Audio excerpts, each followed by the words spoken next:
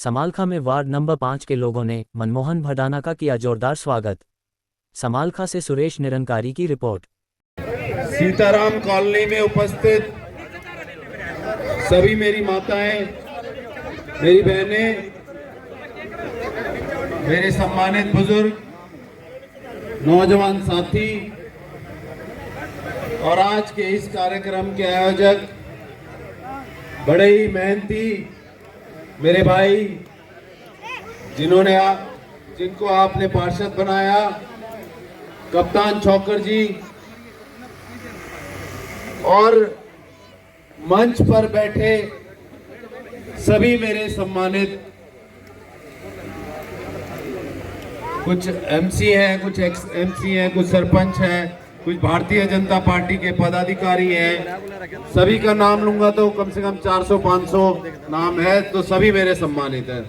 बहुत बहुत धन्यवाद करता हूं आज के इस कार्यक्रम के आयोजन के लिए, और मुझे 2 शब्द कहने का आपके बीच ये मौका मिला।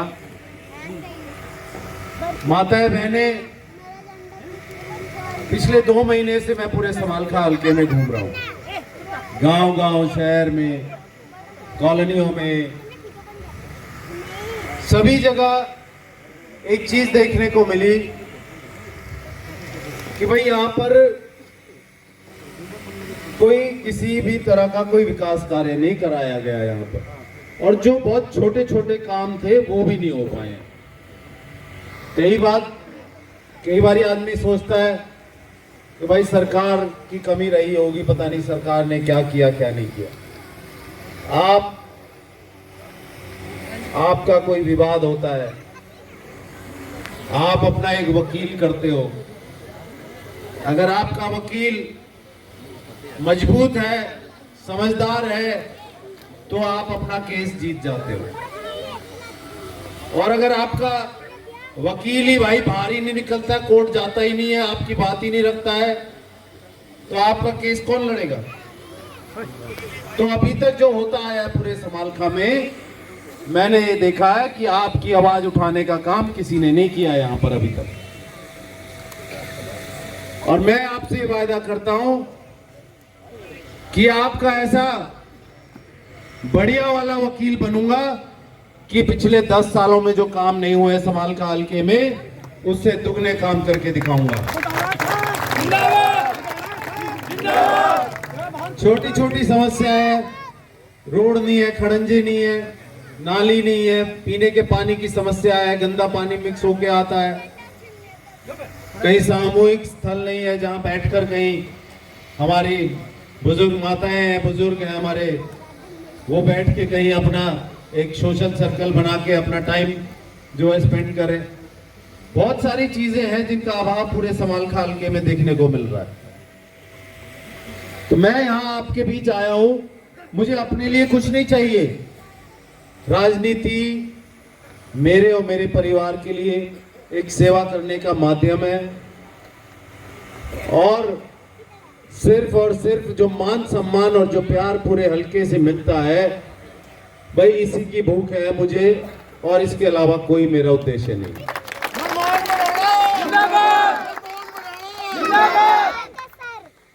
तो मैं आपसे वायदा करता हूं कि आपने जो उम्मीदें मुझसे लगाई हैं, जो विश्वास मुझ पर जताया है,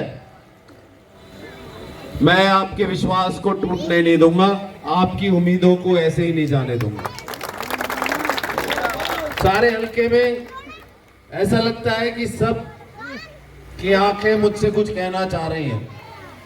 बहुत उम्मीद दिखती है आप लोगों की आंखों में, क्योंकि पिछले 10 सालों से किसी ने पूछा ही नहीं आपके हालचाल, किस हालात में हो, आपके बारे में किसी ने जानने की कोशिश ही नहीं की।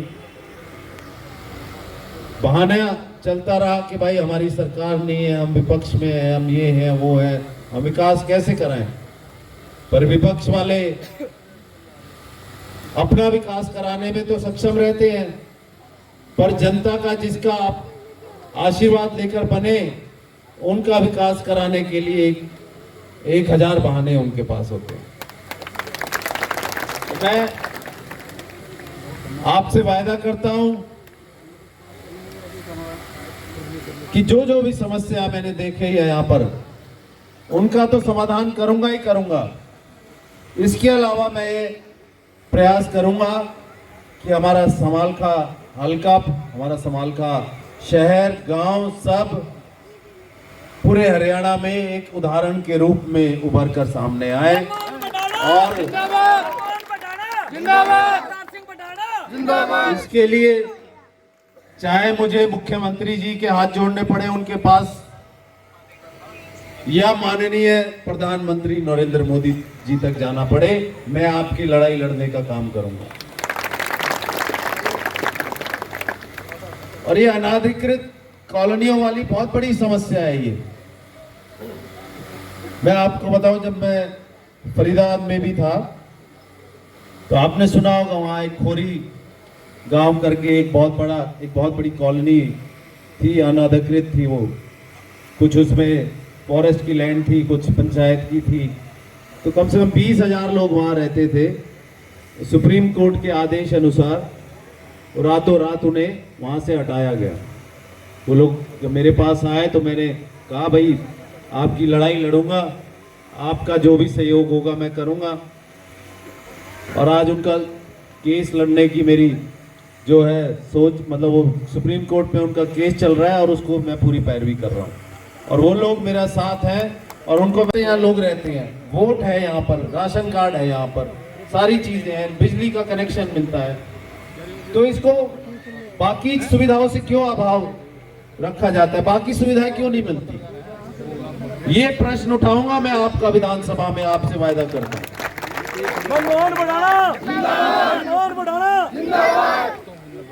और इसके अलावा और भी कोई छोटी मोटी जो समस्या है उसके लिए तो आपका भाई, आपका ये बच्चा अपने आप में सक्षम है, उन्हें तो मैं अपने आप ही करवा दूंगा। जनहित की आवाज न्यूज चैनल को देखने के लिए आप सभी का धन्यवाद। संपादक लोकेश झा, फोन नंबर 8222903098।